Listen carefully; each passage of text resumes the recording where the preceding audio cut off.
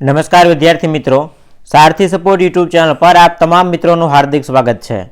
तो आजना विडियोनी अंदर बोर्ड परीक्षा 2025 माटेना मनोविज्ञान अंदर विभाग ई अंदर पूछाई शके एवा मोस्ट एक्सपेक्टेड के भाई जेमांथी तमने कोई पण बे प्रश्न डेफिनेटली परीक्षा अंदर पूछाशे एवा क्वेश्चन आज आपणे समजूती साथे जोवाना छीए।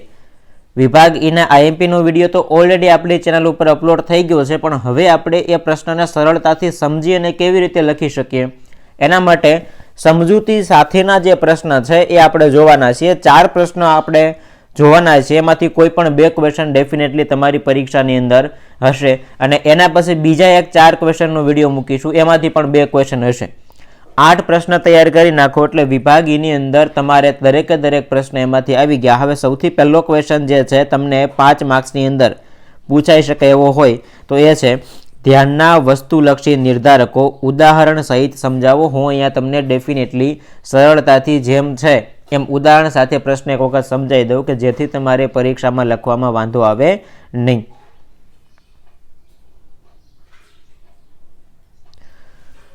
ध्यानना जे निर्धारको छे ए ध्यानना निर्धारकोने 2 घटकोनी अंदर 2 भागनी अंदर छे ए वेची शकाय। एमां पहेલું आपेલું છે ध्यानना बाह्य के वस्तुलक्षी निर्धारको अने बीजुं आपेલું છે ध्यानना आंतरिक अथवा तो व्यक्तिलक्षी निर्धारको। आपणने बाह्य अथवा तो वस्तुलक्षी पूछेला छे तो बाह्य अथवा वस्तुलक्षीनी अंदर पहेलो मुद्दो आवशे उद्दीपकनी तीव्रता। तो स्वाभाविक वस्तु छे के भाई मंद उद्दीपकनी सरखामणीमां तीव्र उद्दीपक जल्दीथी ध्यान खेंचे छे। जेम जेम उद्दीपकनी तीव्रता वधती जाय तेम वधारे ध्यान आकर्षाय। एक्जाम्पल तरीके धीमा अवाजनी सरखामणीमां मोटो अवाज, झाखा प्रकाशनी सरखामणीमां झळहळतो प्रकाश वगैरे झड़पथी व्यक्तिनुं ध्यान तीव्रताना कारणे खेंचे छे।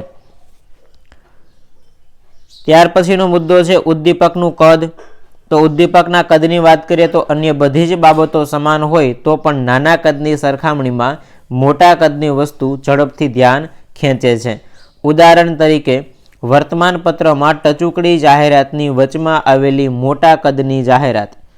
एवी ज रीते बूटनी दुकानमां लटकावेलुं मोटा कदनुं बूट वगैरे झड़पथी व्यक्तिनुं ध्यान खेंचे छे। एटले जेम उद्दीपकनुं कद मोटुं एम ध्यान झड़पथी खेंचाशे। त्यार पछी मुद्दा नंबर 3 उद्दीपकनी विषमता। 2 समान उद्दीपकोनी सरखामणीमां 2 विरोधी के विषम उद्दीपको व्यक्तिनुं ध्यान झड़पथी खेंचे छे। दाखला तरीके गोरी युवतीए धारण करेला काळा वस्त्रों, ऊंचा कदवाळा पुरुष साथे चालती धींगणा कदवाળી स्त्री, शांत ओरडामां थतो धीमो अवाज अने अनेक छोकराओ वच्चे ऊभेलो छोकरो, आ बधा ज उद्दीपको विषमताना कारणे आपणुं ध्यान खेंचे छे। समान उद्दीपक करता विषम उद्दीपक होय तो व्यक्तिनुं ध्यान झड़पथी खेंचशे। त्यार पछी मुद्दा नंबर 4 छे उद्दीपकनी गतिशीलता। तो गतिशीलतानो अर्थ थाय के भाई जे पदार्थ गतिमां छे एवुं। तो स्थिर उद्दीपकनी सरखामणीमां गतिशील उद्दीपको व्यक्तिनुं ध्यान झड़पथी खेंचे छे।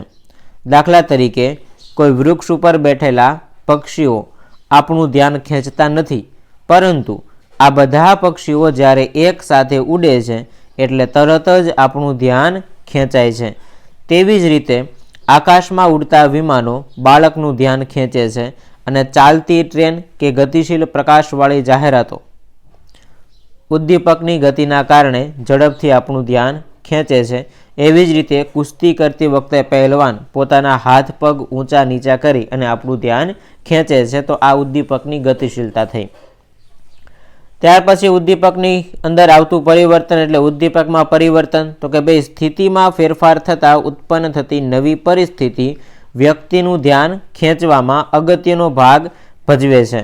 दाखला तरीके एकाएक वातावरणमां थतो फेरफार, सतत चालती घड़ियाळ अचानक बंध थई जवी, आ बधी ज बाबतो परिवर्तनना कारणे झड़पथी व्यक्तिनुं ध्यान खेंचे छे।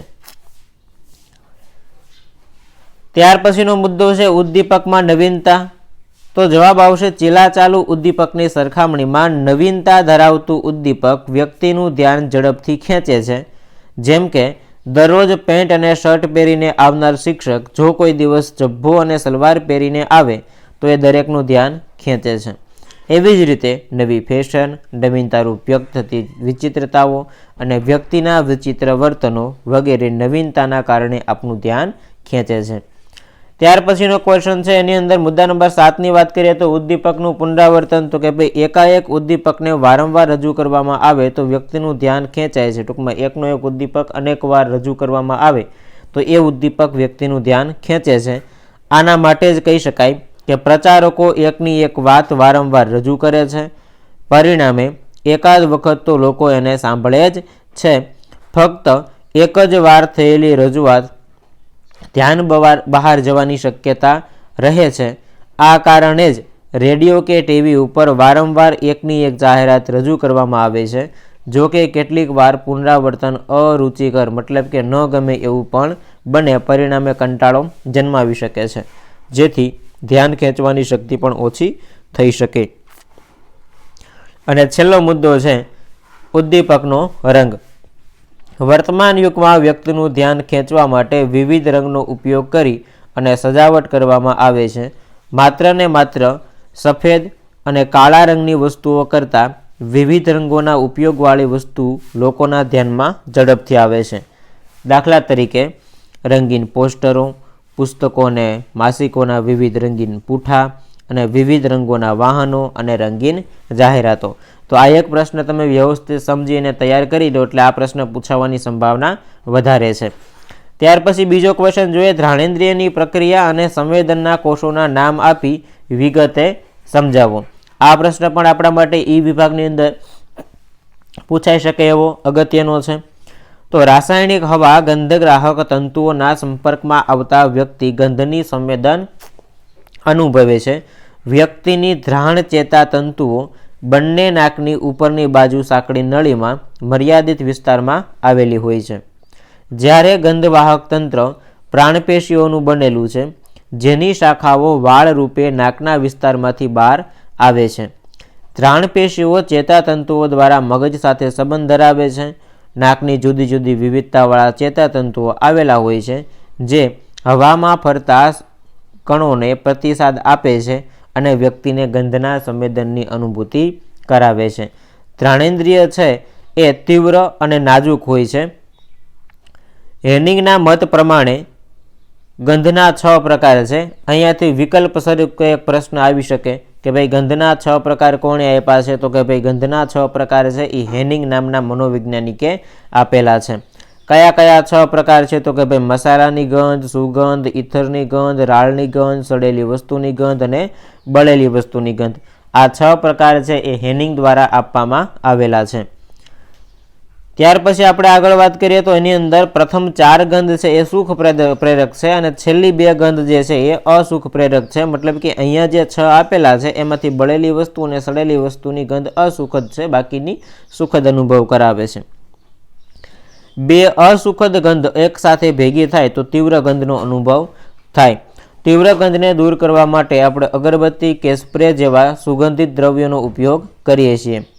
એક જ ગંધનો લાંબા સમય સુધી અનુભવ કરવામાં આવે તો એના વિશેની સંવેદના ઘટી જાય છે ને આથી જ ઔદ્યોગિક વિસ્તારમાં રાસાયણિક કારખાનાની આજુબાજુ રહેતા લોકોને તીવ્ર ગંધ પણ પરેશાન કરી શકતી નથી.